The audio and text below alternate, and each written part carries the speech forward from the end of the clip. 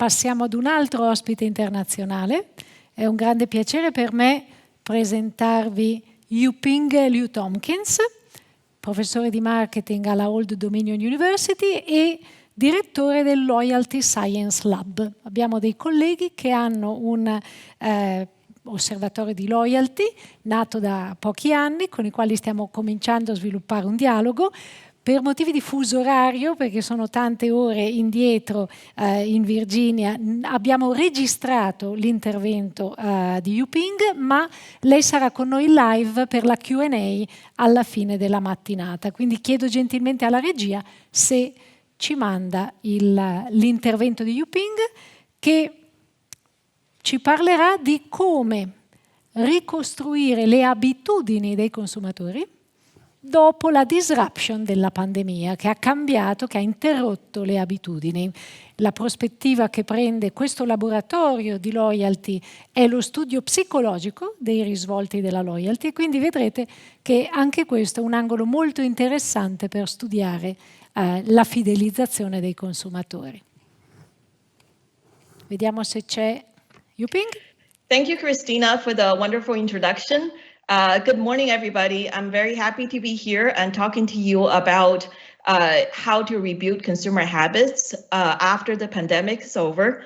I wanted to thank the Loyalty Observatory for giving me the opportunity to talk to you today. So one of the things that the pandemic has really affected our lives is that all of our daily routines that we're so used to pre-pandemic has been disrupted. I'll give you an example. Before the pandemic happened, on the days when I don't have to go to my university to teach, I would take my laptop, I would go to Panera, which is a restaurant near my neighborhood, and I would enjoy breakfast and have a cup of coffee while I, start planning my day. But of course, last spring, when the pandemic happened, everything was shut down for a while, and that disrupted my habit of going to Panera, and that shifted over to making breakfast and making coffee at home instead. And even though the shutdown was very brief for a couple of months, however, after that, I still have not gone back to my old routine. So, I'm sure there are a lot of other examples that you have personally experienced yourself. And one example in the grocery store shelves, for a while, we see a lot of shelves empty with a lot of products are out of stock. And so what we used to buy or very used to buying are no longer available. So we kind of have to make new decisions and form new routines. So that doesn't sound very good. However, I will say that having disrupted habit actually can present an opportunity in the sense that we are all creatures of habit. So habit is very useful in the sense that it allows us to do things very automatically with very minimal thinking process involved. I mean, we have enough decisions we have to make on a daily basis. So habit allows us to reduce that number of decisions that we have to make all the time. And so a lot of times when the old habit gets disrupted, it creates that opportunity for you to establish new habit among your customers.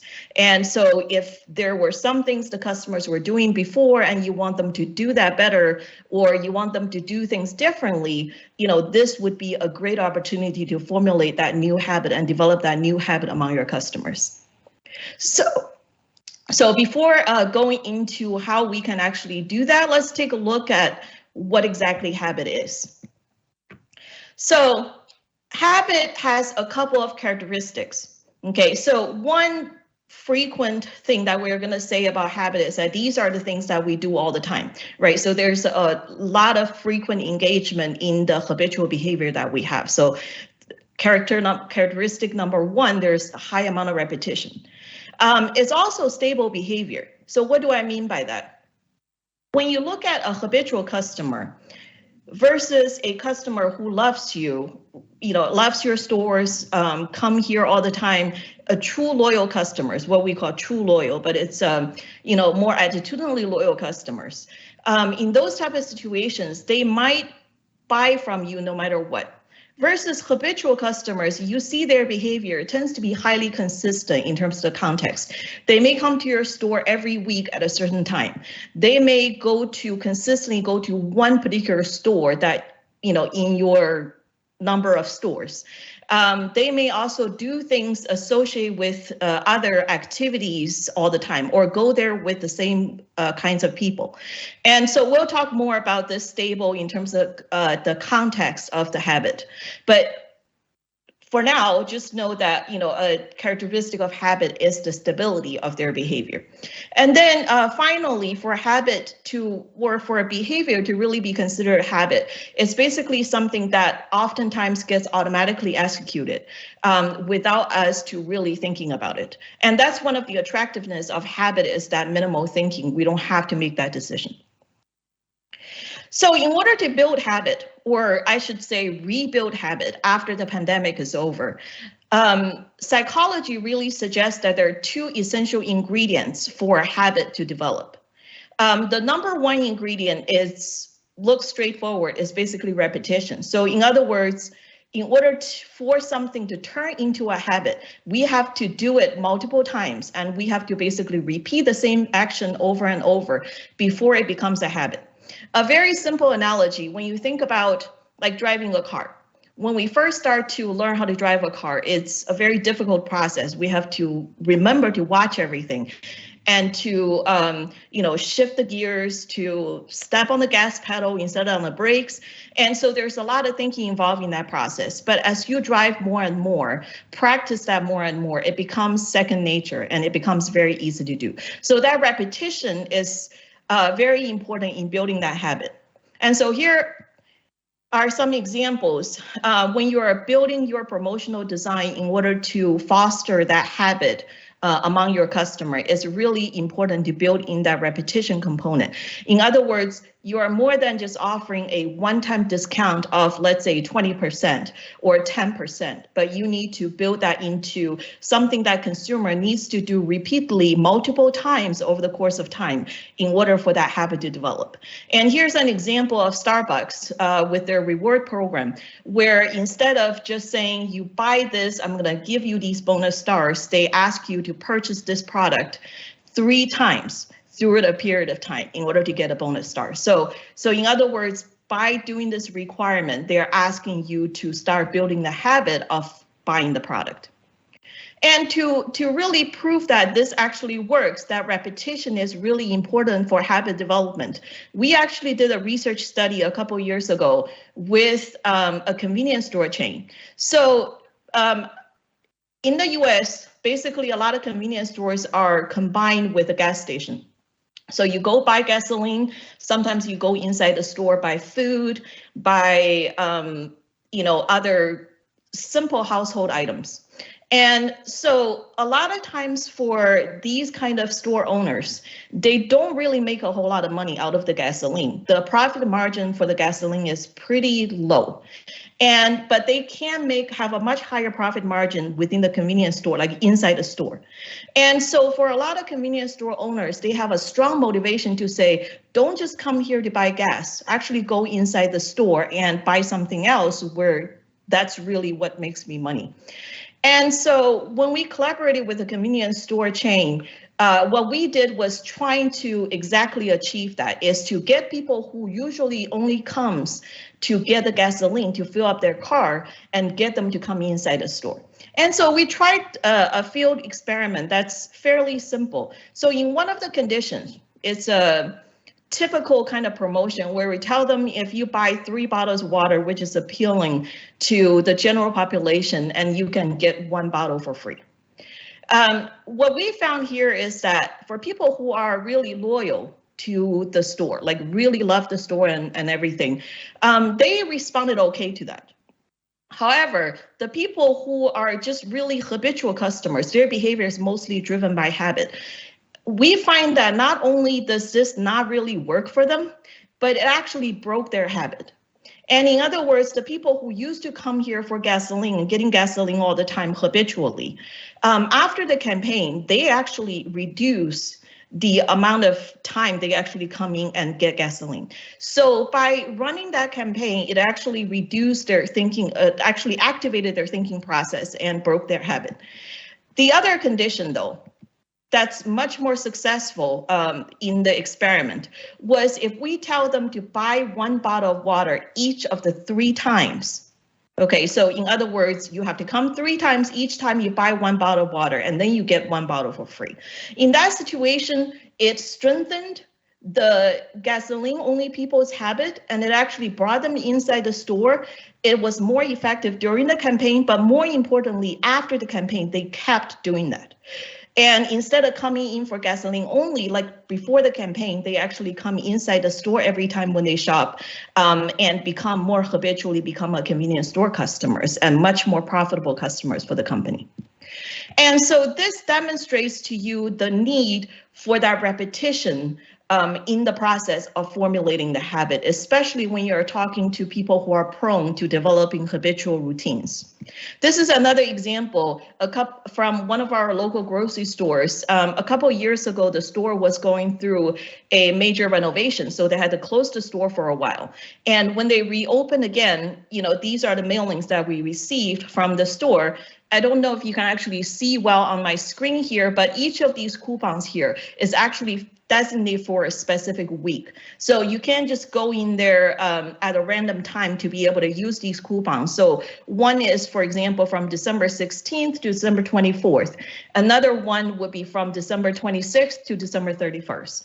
And what the store is trying to achieve is that hopefully using these coupons to get you into the grocery store every single week.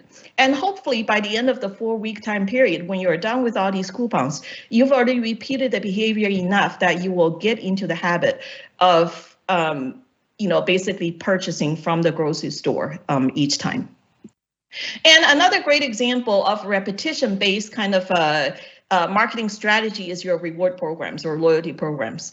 A lot of these programs are basically based not on a one-time discount, but actually based on people have to repeatedly purchase from you. They have to repeat certain type of behavior, whether that's purchase or whether that's a visit, and so forth, and in order to get the rewards.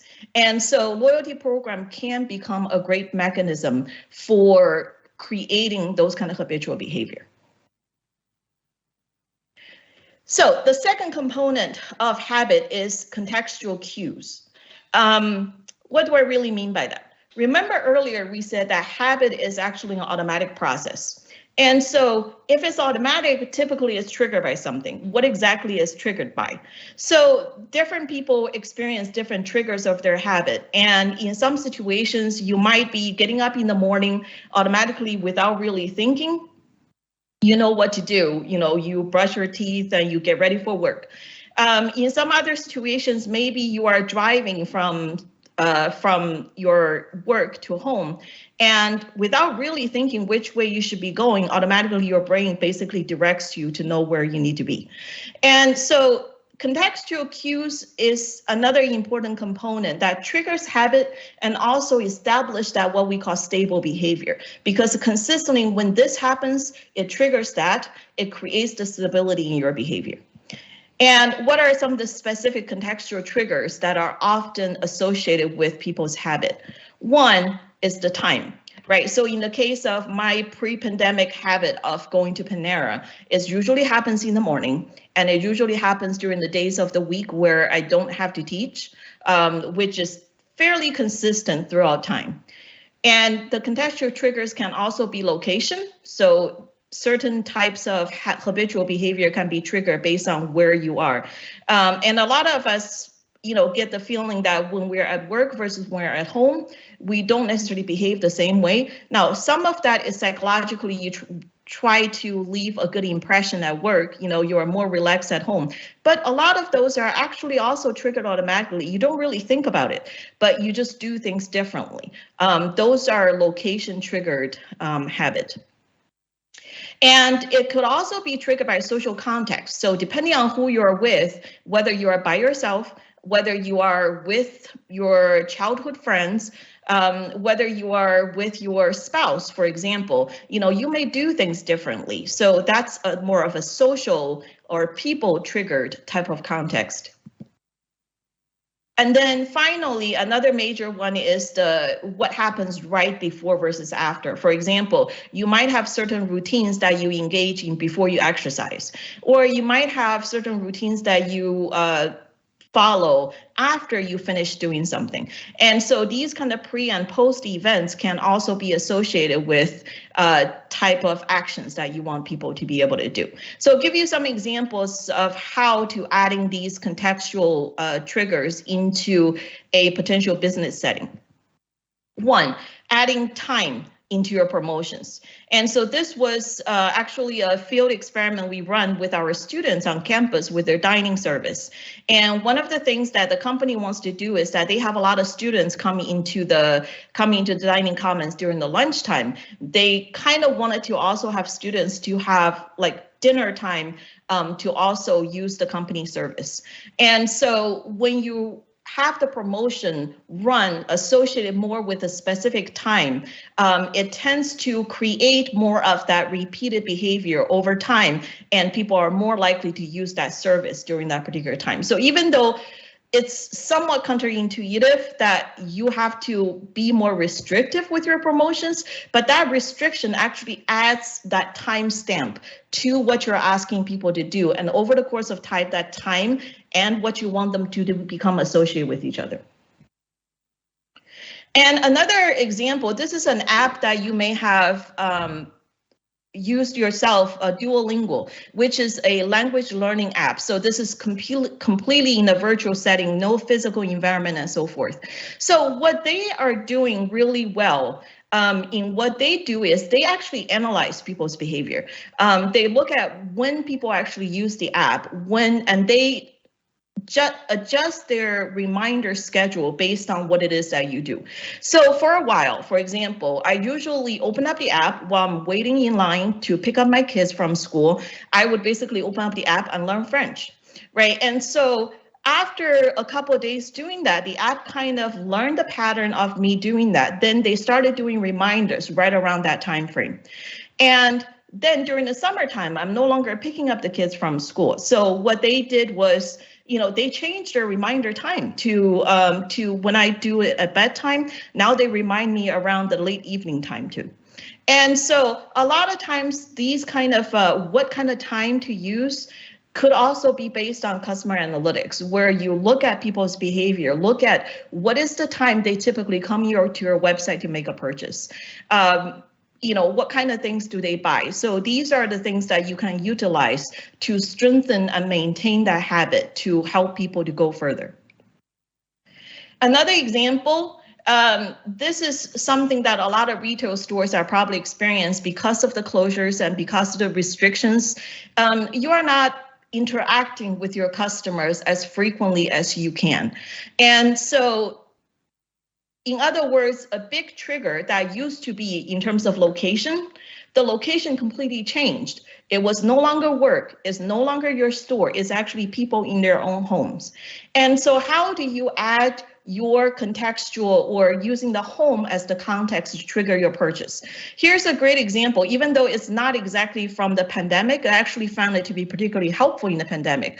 This was a campaign that was run by one of our grocery store chains, Harris Teeter, a few years ago. It was a very temporary program, so it wasn't like a long-term reward program. It's done for a short period of time. What you had to do is you basically purchase a certain amount over the course of a couple of weeks, and then you get this cutlery set, right? And so it's still basically sitting in my kitchen here, and with the company logo printed on the set. So every single time when I go make my meal, I basically are reminded of the company. And so when I'm running out of stuff for my cooking, running out of groceries, the first thing it reminds me of is the company. And so that location basically linking my kitchen, my cooking together with the grocery store chain. And so even with the pandemic, they are not open as much, and I'm not going to the store as much, and it still creates that top of mind in your consumers and continue that habit to go. The final component of it is you can also pair what you do with your customers associated with particular events, right? So whether that's, after they finish a soccer practice or before you pick up kids from school and so forth. And these are the components that can also help people to associate certain things with you, with your brand. And so a lot of these comes in the messaging of what you do with the customers. You need to intentionally build these kind of time trigger, location trigger, and maybe event triggers, into what you do in your campaign, in your messaging or communication with your customers. A couple of more pointers on this. One is that the pandemic is obviously nowhere near over at this point yet. So there is still a lot of uncertainty around. Some people are returning to work, some people are not. The school might be closed again if the situation gets really bad. So at this point in time, it is a little bit difficult for finding that stable context where people are going to continue on. And so I would say that there are certain triggers that might be more or more suitable for developing habit at this time that are likely to continue. Maybe time-related triggers can be more helpful at this stage, but location-based triggers may or may not be stable. And social context, I would say, is also very different because we're staying more at home. We cannot go to public events and so forth. So try to find these, and each country probably will be different, and each type of retail, you're going to be looking at different situations here. So look at these different kinds of triggers and think about which type of triggers are more likely to continue to happen after the pandemic is over, and focus on those triggers in building your campaigns. The second piece of advice is that this is going to look very strange or very counterintuitive, is that in order to develop habit, you actually wanted to reward small, not big. The reason for that is because habit actually is, as we said earlier, minimal thinking. You don't want people to think too much about it. So one thing that you need to be able to do is that incentivize them a little bit, making them want to do it, but not make it so big that they really consciously going to pursue it. And so we have found in our own research when we analyze loyalty programs that are designed, and when you offer automatic rewards that are relatively small, but it's still, appealing to customers. In those situations, we actually see people's habit to develop much better than the ones that really give you a lump sum, really big reward after you do certain things. So finally, one more thing is that it's generally easier to add on to existing habit than to create brand new habits. And so the best way you can do is to discover the habit that your customer already do. Do they have a routine of picking up kids, dropping off kids? Do they have a habit of going to soccer practice every single week? Like what do your customers' daily routine look like? Analyze that from their behavior. And when you have those kind of information, then try to tag onto those things that are already steadily happening in their lives. And make you be part of that habit. That's generally a little bit easier than to say, let's just start something from scratch. So a lot of customer analytics can also be involved in this process here. So that's basically what I wanted to share with you today. Hope you find the information helpful. And we do have an article if you wanted to go read more in detail on how to navigate customer habit disruptions. And on the right side here, I've got some information if you wanted to interact with me. I would love to be able to chat with you, and I'll be here for the Q&A session later today as well. Thank you. Bene, grazie. Ecco, sono sicura che avete notato il taglio molto applicato delle ricerche psicologiche sulla loyalty che fa questa nostra collega, che avremo appunto con noi dopo.